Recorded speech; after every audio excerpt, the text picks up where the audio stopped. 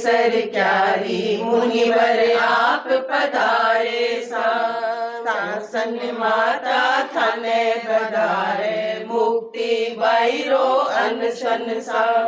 अनशन रे तपरो डंको बाजो हम सब का मन हर्षाय। मुक्ति बाई समता थे तो धारी हम सब मिल मंगल गाय। अनशन रे तपरो डंको बाजो हम सब का मन हर्षाय। मृत्यु को उत्सव है अनशन थाने है अनुमोदन सा। मोह माया को त्याग है करियो हम सब मिल कर के वंदन सा। ओ थारे केसर तिलक लगावा थारे केसर तिलक लगावा। तप रत्न माला पहनावा कर खड़ी घड़ी जय जयकारा। प्रबुदित मन ये खिल जाए। अनशन रे तपरो डंको बाजो हम सब का मन हर्षाय। धर्म ध्यान तो खूब सुनावे मुनिवर की कृपा है सा। तन मन मंगल हो सुखदाई प्रभुवर की कृपा है सा। ओ मिले जिन शासन से प्रेरणा मिले जिन शासन से प्रेरणा। जगे अंतर मन की भावना बजे अनशन रोजन कारो। मोक्ष रो मार्ग है मिल जाए। अनशन रे तपरो डंको बाजो हम सब का मन हर्षाय। सुपात्र दान रो है शुभ अवसर बोधरा परिवार हर्षित सा। प्रतिदिन प्रवचन थारे घर में संतारी है वाणी सा। ओ देखो मध्य कोलकाता रो नजारो देखो मध्य कोलकाता रो नजारो। सावकारो मन हर्षायो संयम रो मार्ग अपनावा। सपना तो सच हो जाए। अनशन रे तपरो डंको बाजो हम सब का मन हर्षाय। महक उठी है केसर क्यारी मुनिवर आप पधारे सा। महक उठी है केसर क्यारी मुनिवर आप पधारे सा। अनुमोदना अनुमोदना अनुमोदना अनुमोदना बारंबार। नमो अरहन्ताणं प्राञ्जल प्रणत सचेत नमो अरहन्ता। आध्यात्मिक पथक अधिनेता वीतराग प्रभु विश्व विजेता। शरच्चंद्र समसेत नमो अरहन्ताणं प्राञ्जल प्रणत सचेत नमो अरहन्ता। अक्षय अरुजानन्त अचल जो अटल रूप स्वरूप अमल जो। अजरामर अद्वैत नमो श्री सिद्धाणं प्राञ्जल प्रणत सचेत नमो अरहन्ता। धर्म संघ के जो संवाहक निर्मल धर्म नीति निर्वाहक शासन में समवेत नमो आयर्याणम् प्राञ्जल प्रणत सचेत नमो अरहन्ताणम् आगम अध्यापन में अधिकृत विमल कमल समजीवन अविकृत समसंयम समुपेत नमो उवध्यायाणम् प्राञ्जल प्रणत सचेत नमो अरहन् आत्मसाधनालेन अनवरत विषय वासनाओं से उपरत तुलसी अनिकेत नमो सब साहुणम् प्राञ्जल प्रणत सचेत नमो अरहन्ताणम्। ओम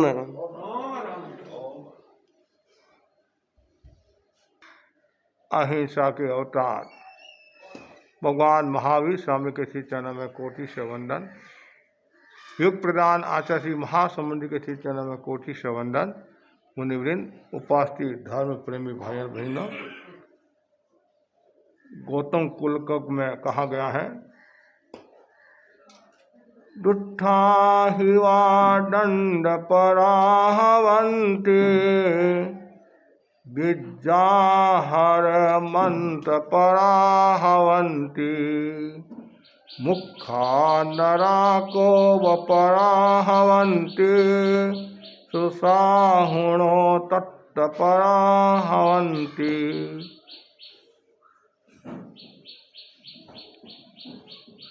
बहुत सुंदर कहा। दुष्ट राजा दंड देने में तत्पर रहते हैं, विद्याधर मंत्र परायण होते हैं,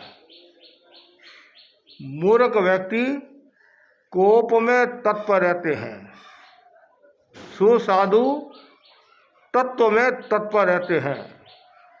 चार बातें इस पद्य में बताई गई हैं। दुष्ट राजा दंड देने में तत्पर रहते हैं,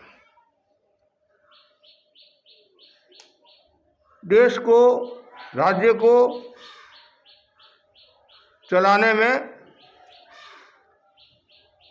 राजा की महत्वपूर्ण भूमिका रहती है।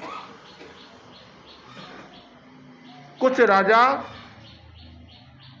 देश के उत्थान में, देश के विकास में, देश के कल्याण में, देश की व्यवस्था में सजग रहते हैं।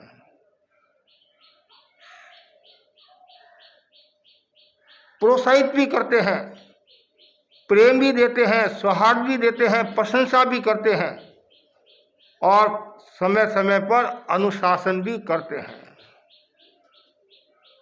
कुछ राजा ऐसे होते हैं जो तानाशाही होते हैं,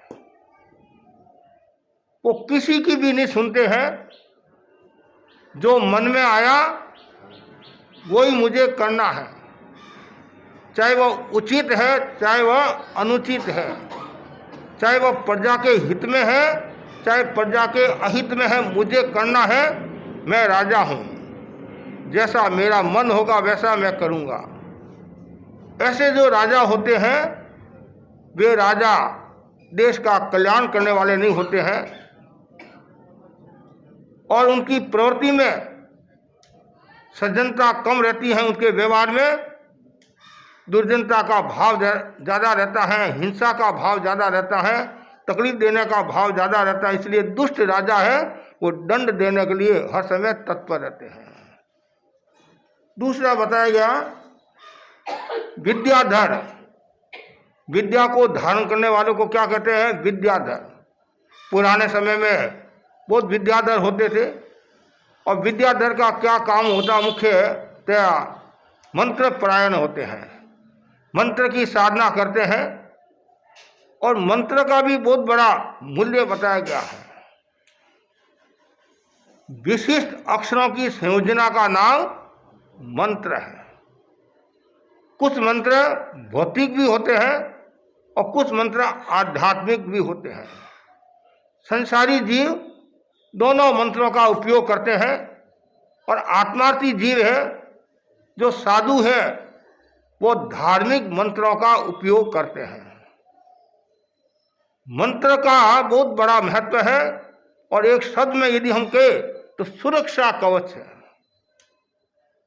मणि औषध मंत्र का प्रभाव अचिंत्य है, और कभी कभी ऐसा होता है जिनकी आप कल्पना नहीं कर सकते हैं, इतना मंत्र का प्रभाव होता है।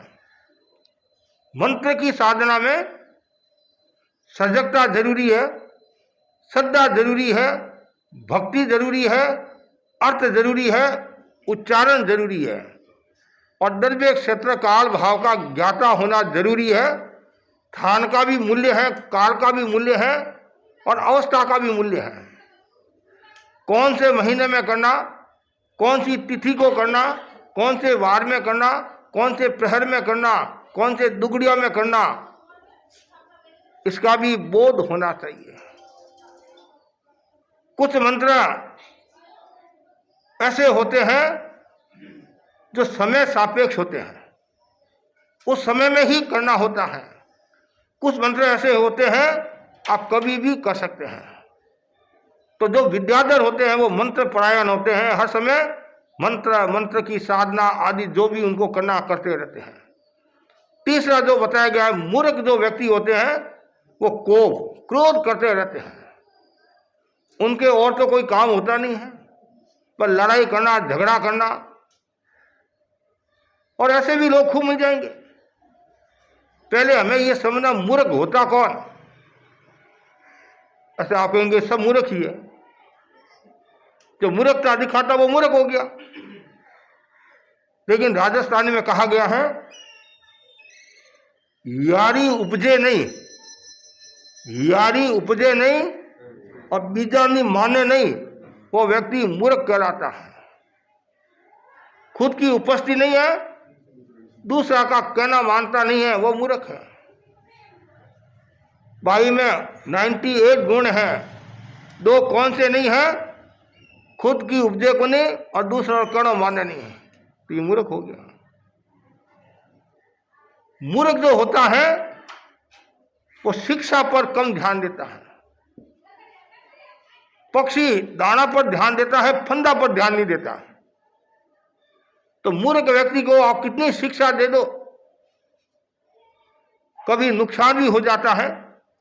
इसलिए कहा भी गया है, सीख उन्हीं को दीजिए जाके हृदय समाए, सीख बंदर को देवता गया घर बया का जाए। बया ने बंदर को सीख दी, परिणाम ये आया उसका घर चला गया। हर किसी व्यक्ति को शिक्षा नहीं देना, पात्र समझकर शिक्षा देना, योग्य समझकर शिक्षा देना, योग्य समझकर ज्ञान देना, और योग्य समझकर ही काम सिखाना चाहिए।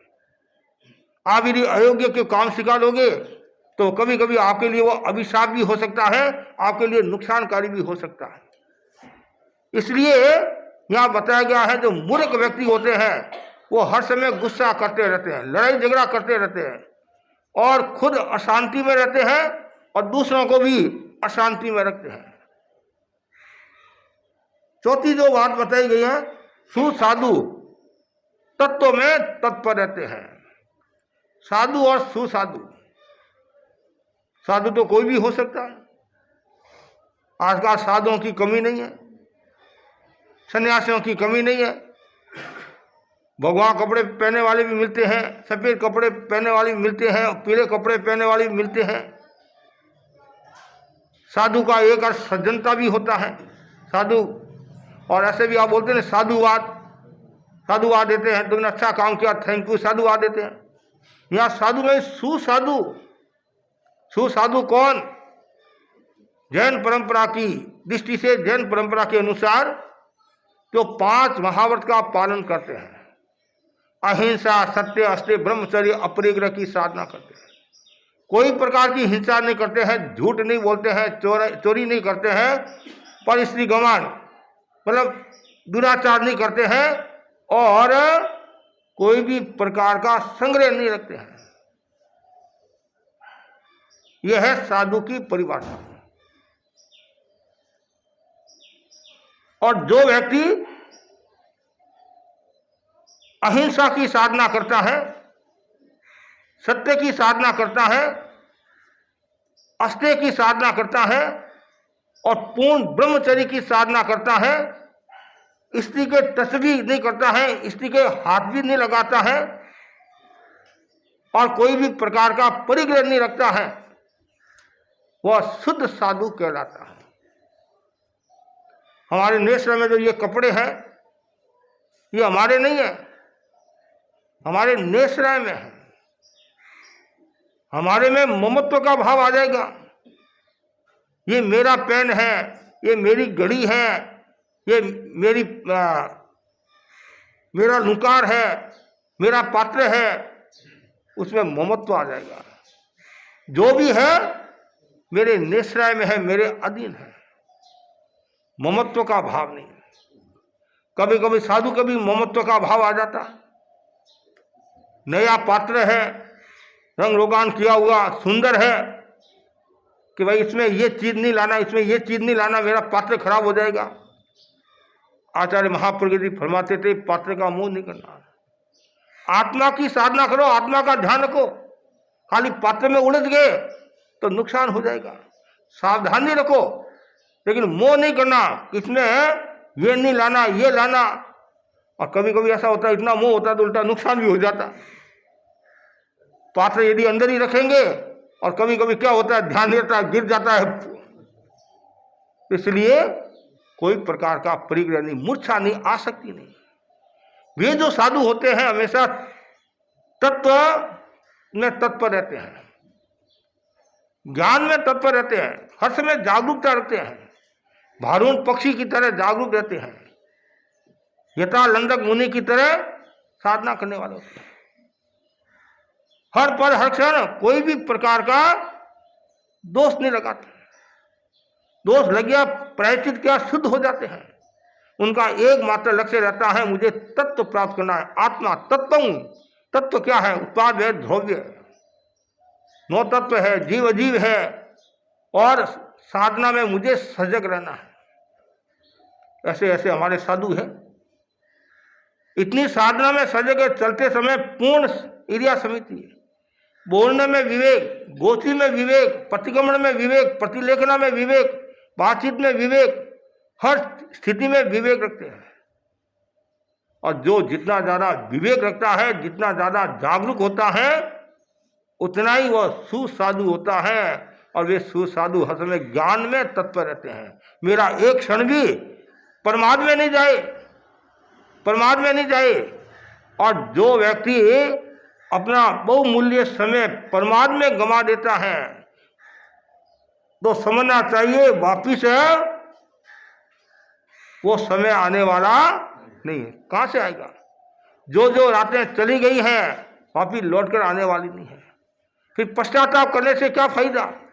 पहले से सावधानी रखो, और मेरा एक क्षण भी प्रमाद में नहीं जाए। काले कालम समाये रे, मैं कोई भी कार्य करूं, काल में करूं, समय में करूं, और जो समय पर काम करता है उसका मूल्य बढ़ जाता है। घर में भी देखते हैं, जो समय पर काम होता है उसका एक अलग मूल्य होता है, और किसी का टेंशन नहीं रहता है। आप घर गृहस्थी है, और यदि आप समय पर भोजन नहीं बनाते हैं तो परिवार वालों को टेंशन हो जाता है। 10 बजे की ऑफिस है, 9 बजे यदि 8 बजे नाश्ता नहीं बनाते हैं तो टेंशन हो जाता है। या तो फिर होटल में जाकर खाओ, या भूखे जाओ, या खुद बनाकर जाओ, या जैसा मिला वैसा खाकर जाओ, और व्यवस्था हो जाती है। ये क्यों हुआ? प्रमाद के कारण, लापरवाही। जहां लापरवाही होती है वहां साधना में कमी आती है। घर गृहस्थी में भी समस्या होती है, इसलिए साधु हर समय सावधान रहता है और वो ये चिंतन करता रहता है मेरे एक क्षण भी परमार्थ में नहीं जाए, समयम गोयम मां पमाए।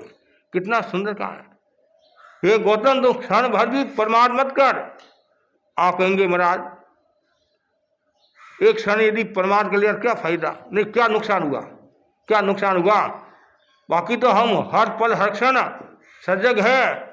भगवान ने कहा उस समय यदि तुम्हारे आयुष्य का बंधन हो गया तो फिर क्या होगा, इसलिए भगवान ने कहा है हर स्थिति में संतुलित रहो, हर स्थिति में जागरूक रहो और कहीं मेरे कर्मों का बंधन हो जाए, असत प्रवृत्ति का बंधन न हो जाए, असत प्रवृत्ति नहीं करूं। तो जो साधु होते हैं ये बार बार भावना भाते हैं मुझे जागरूक रहना है, जागरूक रहना है। और जो जितना ज्यादा जागरूक होगा उतना ही वह तेजस्वी होगा, यशस्वी होगा, मनस्वी होगा और उसकी साधना सफल होगी। साधु बनना एक बात है और साधना करना दूसरी बात है। इसलिए साधु बन गया उनका एक ही ध्यान रहे श्रमणो हम, मैं श्रमण हूँ, मैं साधु हूँ और बार बार चिंतन करता रहे को हम, मैं कौन हूँ, सो मैं आत्मा हूँ। मेरी आत्मा का नुकसान न हो, मेरी आत्मा दुर्गति में नहीं जाए, बार बार चिंतन करता रहे। अप्पा खलु सयं रखी वो, सतत आत्मा की रक्षा करना। और जो पुब्ब रत्ता वर रत्त काले संपिक अपगमपेनं, जो पूर्व रात्रि और अपरात्रि में चिंतन करता है, सुबह उठने के बाद में धर्म आराधना करता है, ध्यान जाप करता है, स्वाध्याय करता है, आत्मावलोकन करता है, आत्मनिरीक्षण करता है, उसकी साधना सफल होती है, तेजस्वी हो जाता है। हमने गुरुदेव तुलसी को देखा, सुबह जल्दी उठकर विराज जाते और छोटे छोटे साधुओं को बुलाते, उनकी कक्षा लेते और ज्ञान देने में इतने तत्पर रहते, वो उच्चारण शुद्धि पर इतना ध्यान देते, छोटी छोटी बातों में इतना ध्यान देते। ये सुसाधु का लक्षण होता है। और वो तो आचार्य थे, ज्ञानी थे, महान आत्मा थी, लेकिन उनके मन में यह रहता मेरा साधु कोई भी प्रमादी नहीं रहे, जागरूक रहे और ज़्यादा से ज़्यादा वो स्वाध्याय करे, ज्ञान करे, ध्यान करे। और ये सबके मन में भावना रहनी चाहिए कि मैं ज़्यादा से ज़्यादा धर्म आराधना करूं और मैं साधु बन गया हूं तो साधुता की साधना, साधुता प्रकट हो, ये भावना होनी चाहिए। और मैं जितना साधुता में जागरूक रहूँगा, जितनी मेरी साधना निर्मल होगी, उतना ही समाज पर भी प्रभाव पड़ेगा और समाज भी शक्तिशाली होगा। और जिस समाज में यदि साधु समाज तेजस्वी नहीं है, वो साधु समाज, वो श्रावक समाज कैसे तेजस्वी होगा एक दृष्टि से। इसलिए जब हम भगवान महावीर की साधना के बारे में सुनते हैं और साधु संतों की साधना के बारे में सुनते हैं, वर्तमान में हम सुनते हैं, तो हमारा रोम रोम पुलकित होता है। धर्म संघ में कितने अच्छे अच्छे साधु साध्वी हैं जो साधना के द्वारा आत्मा की आराधना करते हैं, संघ की सेवा करते हैं। ये जिन शासन है ये देवंता है। और जिन शासन में कितने टॉप टॉप के साधु साध्वी है, कोई ज्ञान के द्वारा, कोई दर्शन के द्वारा, कोई चारित्र के द्वारा, कोई तप के द्वारा आत्मा की आराधना करते हैं और संघ की सेवा करते हैं। हर पल हर क्षण बस एक ही उनका चिंतन रहता है कि मेरी आत्मा शुद्ध बने, पवित्र बने, निर्मल बने, बुद्ध बने और मेरे जोग से किसी को तकलीफ न हो। ऐसे ऐसे हमारे साधु हुए हैं जो कितने कष्ट देके उन्होंने जिनकी हम कल्पना नहीं कर सकते हैं। हमारे संत हुए मुनि वेणी राम जी स्वामी, जिन्होंने मध्य प्रदेश में रतला में 3 दिन में 9 स्थान परिवर्तित किए। ऐसे परिवर्तन करना अलग बात है श्रावकों का मन रखने के लिए, लेकिन वो अभाव में, कहने का मतलब है स्थान मिला, फिर विरोधी लोगों ने उस मालिक को उकसाया, बहकाया और फिर स्थान परिवर्तन 3 दिन में 9 स्थान परिवर्तन किए। कितने उन्होंने कष्टों को सहन किया, फिर भी वो घबराए नहीं। और वही वेणी राम जी स्वामी का चातुर्मास जयपुर के अंदर था और शेष काल में विचरण कर रहे थे। विचरण करते हुए गांव में गए, चाटसू गांव में गए और वहाँ प्रवचन चल रहा है और उनका प्रवचन अद्वितीय था, प्रभावशाली था। ऐसे तो सब साधु साध्वी प्रवचन करते हैं अपने हिसाब से, सब बढ़िया से बढ़िया करते हैं, तो कुछ साधु साध्वियों के बोलने का एक अलग लहजा होता है, समझाने का एक अलग तरीका होता है। तो उनका एक अलग प्रभाव था। उस गांव में यति भी व्याख्यान देते थे। पुराने समय में यति लोग होते थे, और धीरे धीरे क्या होता है, यति के वहाँ श्रावक कम हो गए और मुनि बैनी राम जी स्वामी के वहाँ श्रावक ज़्यादा हो गए। और किसी की दुकान के कस्टमर कम होते हैं, छदमस्त है, मन में आ जाता है, तो यति के मन में दुर्भावना आ गई, कहीं ऐसा ना हो जाए कि मेरी दुकानदारी बंद हो जाए। अब मुनि से द्वेष रखने लगे, मुनि से ईर्ष्या करने लगे। तो मुनि के मन में कुछ नहीं, उनको कोई ध्यान नहीं, कुछ नहीं, वो अपनी साधना करते हैं, लोग आते व्याख्यान सुना देते हैं। एक दिन की बात है, वो बीमार हो गए, अस्वस्थ हो गए मुनि, जुकाम हो गया, दवाई की आवश्यकता। पुराने समय में हर जगह दवाई नहीं मिलती थी, आजकल तो स्टोर खूब है, दवाई मेडिकल बहुत मिल जाती है। पहले तो पूरे गांव में कुछ घरों में ही दवाई मिलती थी। पुराने समय में तो ज़्यादातर आयुर्वेद दवाई का काम पड़ता था, होम्योपैथिक भी इतनी नहीं थी, एलोपैथिक भी नहीं थी, देसी दवाई ज़्यादा चलती थी। उसमें से कुछ परिवारों में दवाएं मिलती थी, वो उपयोग रखते थे।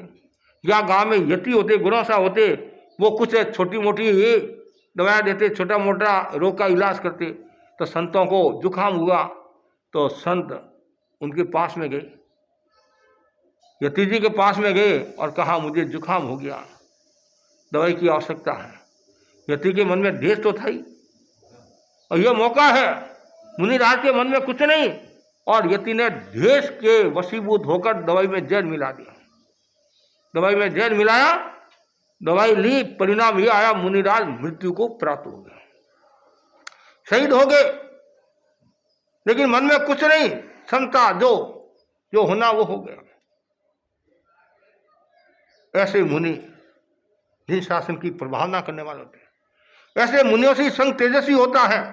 ये सुसाधु हर समय साधना में संलग्न रहते हैं, कोई भी प्रवृत्ति करते हैं मेरे दोस्त का सेवन न हो, मतलब दोस्त न लगे। कितना ध्यान, छोटी छोटी साधियों को देखते हैं, संतों को देखते हैं, और कोई गोची जाते हैं तो कितनी सजगता रखते हैं, बार बार पूछते हैं किसके लिए बनाया, क्यों बनाया, कैसे बनाया, कितना बनाया, जो हमारे साधु की परंपरा के अनुसार जो शब्दावली है, क्यों मेरे पाप का बंधन न हो।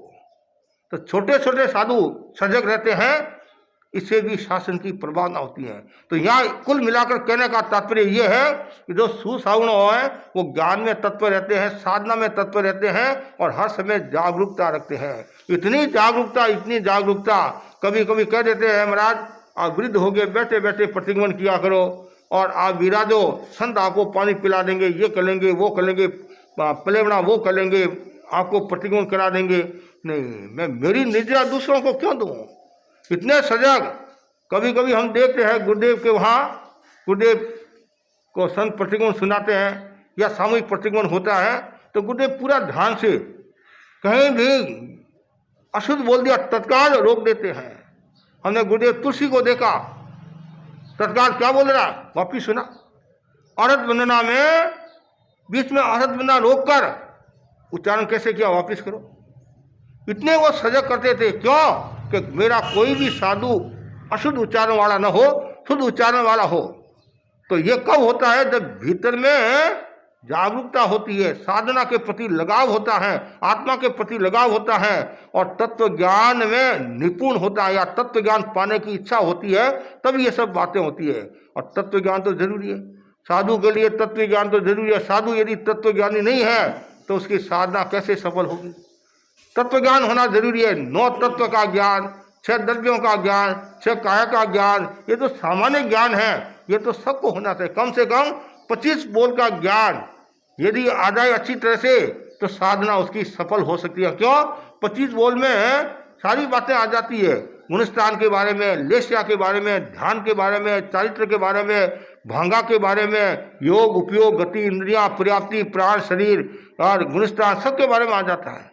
इसलिए तत्व ज्ञान केवल साधुओं को नहीं, श्रावकों को भी तत्व ज्ञान सीखना चाहिए। और जितना ज़्यादा तत्व ज्ञान आप सीखोगे उतना ही आपका विकास होगा। तो यहाँ बताया गया है सुसाधु तत्व में तत्व रहते हैं, और इतने तत्व रहते हैं। आपने वृद्धवादी का नाम सुना होगा, जो हमारे जैन धर्म में साधु हुए हैं, वो ज्ञान में इतने तत्पर थे, जोर जोर से उच्चारण करते थे, जोर जोर से उच्चारण करते थे। वृद्ध अवस्था में उन्होंने दीक्षा ली, इसलिए उनका नाम ही वृद्धवादी। और इतने जोर से बोलते थे साधुओं की नींद भी खराब हो जाती थी। और कोई कोई साधु क्या कुछ बोल भी देते थे, इतने जोर से बोलते। क्या वो उकली होती नहीं, क्या बोलते हैं, उकल बोलते नहीं, मुझे उकली बोलते नहीं, हाँ ऊँकली होती नहीं, तो ऊँकली होती है तो क्या उसमें आप मूसल उगाओ, ये क्या पुष्प खिलाओगे, और उसमें पुष्प कहीं खिलते क्या, ऐसे संत। लेकिन उन्होंने अपनी साधना के द्वारा, स्वाध्याय के द्वारा, और आपको आश्चर्य होगा उसमें पुष्प खिला दिए। अब बोला पुष्प खिला दिए तो कितना महत्व है। जो साधु ज्ञान में तत्पर रहता है, अब ये मत सोचो मैं तो बूढ़ा हो गया हूं, मेरे से ज्ञान होता नहीं है। आचार्य श्री ने मंत्री मुनि मंगलाचार्य स्वयं को निवेदन किया कि आप उत्तरायण सूत्र सीख लो, बुढ़ापा में पक्का कर लो जो भी है, और बोलो आप, और उन्होंने सीखना शुरू कर दिया। तो ज्ञान का संबंध अवस्था के साथ नहीं है, जागे तभी सवेरा, कहते हैं जैसे वैराग्य का संबंध अवस्था के साथ नहीं है, जागे तभी सवेरा है। ठीक है, छोटी अवस्था में जितना ज्ञान होता है, बड़ी उम्र में इतना ज्ञान नहीं हो सकता है एक अपेक्षा से, लेकिन फिर भी हमेशा संलग्न रहता है, हमेशा तत्पर रहता है, मुझे ज्ञान करना है, तो करते करते वो बहुत विकसित हो जाता, बहुत ज्ञानी हो जाता है। हमारे मुनि नगराजी स्वामी थे, सरदार शहर के मुनि नगराजी स्वामी थे, जो सुजानगढ़ में काफ़ी वर्ष रहे, मुनि नतमली स्वामी बागोर के साथ में। आपको आश्चर्य होगा, बुढ़ापा में अंग्रेजी बोलते थे वो, भीत के सामने ऐसे मुंह करके खुद ही अपना स्वाध्याय करते थे, उच्चारण करते थे, भाषण देते थे। और कुछ ऐसे साधु जब थड़ी में पंची समिति बाहर जाते थे रेत के टिब्बा में, तो वहाँ खड़े होकर ऐसे बोलते थे अभ्यास के रूप में, उनको लगन थी मुझे कुछ पाना है। तो आज भी ऐसे है, मतलब हर समय उनके मन में एक ही लगन रहती है, मुझे कुछ पाना है। तो वो अवस्था नहीं है, जब भी कहीं भी कुछ मिलता है, आने दो, वो स्वीकार करते हैं, ग्रहण करते हैं और आचरण में लाने की कोशिश करते हैं। इसलिए हर समय ज्ञान के प्रति जागरूक रहना चाहिए, ज्ञान के प्रति जागरूक रहना, जितना मिले कहीं भी। अब ये मत सोचो ये छोटा है, बड़ा है, मेरे से सामान्य है, नहीं। जहाँ भी बच्चे से भी यदि ज्ञान मिले तो भी स्वीकार कर लेना चाहिए, उसमें यह सोचना चाहिए कि तुमने मेरे को ये ज्ञान दिया। कभी कभी ऐसा होता नहीं, रास्ते में जा रहे हैं, कोई वाक्य देखते हैं तो हम नोट कर लेते हैं, या किसी ने कोई बात कही तत्काल हम नोट कर लेते हैं। कुछ लोग ऐसे होते हैं, हमारे को लगता है ये भोले लगते हैं, तो ऐसी मार्मिक बात कह देते हैं, हम देखते रह जाते, तत्काल नोट कर लेते, भाई आगे हमारे काम आएगा। कभी कहते हैं कि भाई ये मेरे को सिखा दे महाराज, ये क्या सिखाएंगे, ये आपके काम की नहीं है, तीर नहीं तुक्को, थप्पड़ नहीं मुक्को, आपके काम की नहीं। अरे तुम्हारे काम की नहीं होगी, हमारे काम की है, कभी भी हम कहीं भी फिट कर सकते हैं। तो जहाँ भी ज्ञान मिले वो ज्ञान ले लेना चाहिए। और साधु तो हर समय तैयार रहते हैं। जब हम गुरु की सन्निधि में जाते हैं तो एक ही हमारा लक्ष्य रहता है कि ज़्यादा से ज़्यादा हम ज्ञान प्राप्त करें। बड़े संतों के पास बैठे, जहाँ भी जिसके पास में ज्ञान है तो प्राप्त करें। क्यों? नहरा में रहते हैं तो क्षेत्र की सार संभाल भी करनी पड़ती है, समय निकालते हैं आत्मा के लिए, ज्ञान की प्राप्ति के लिए तत्पर रहते हैं। फिर भी राज में रहते हैं तो हमारी कुछ कम जिम्मेदारी रहती है, इतनी जिम्मेदारी नहीं रहती है। नहरा में ज़्यादा जिम्मेदारी रहती है, तो उसमें एक ही लक्ष्य रहता है, भाई गुरु की सन्निधि में है तो ज़्यादा से ज़्यादा जो बड़े संत हैं, वरिष्ठ संत हैं, ज्ञानी संत हैं, उनके पास में बैठकर कुछ ज्ञान प्राप्त करें, ताकि हम वापिस लोगों को ज्ञान दे सके।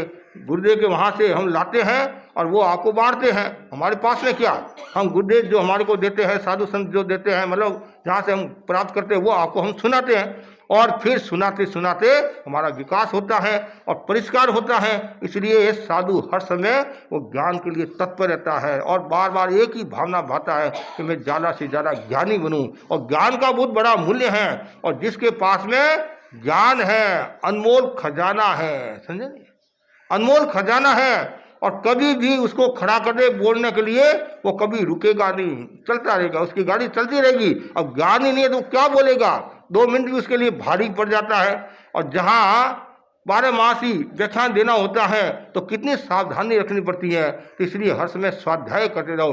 ज्ञान प्राप्ति के लिए क्या करना, स्वाध्याय करो। और जितना ज़्यादा स्वाध्याय होगा उतना ही आपका ज्ञान बढ़ेगा, ज्ञान भी निर्मल होगा, पवित्र होगा। और यदि आप काम में नहीं लोगे तो धीरे धीरे क्या होगा, वो ज्ञान भी चला जाएगा, प्रमाद हो जाएगा, विस्मृति के क्षणों में चले गए।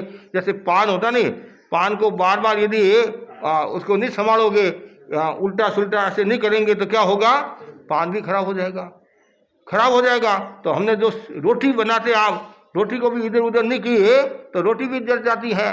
तो हर चीज़ की प्रेरणा करनी होती है।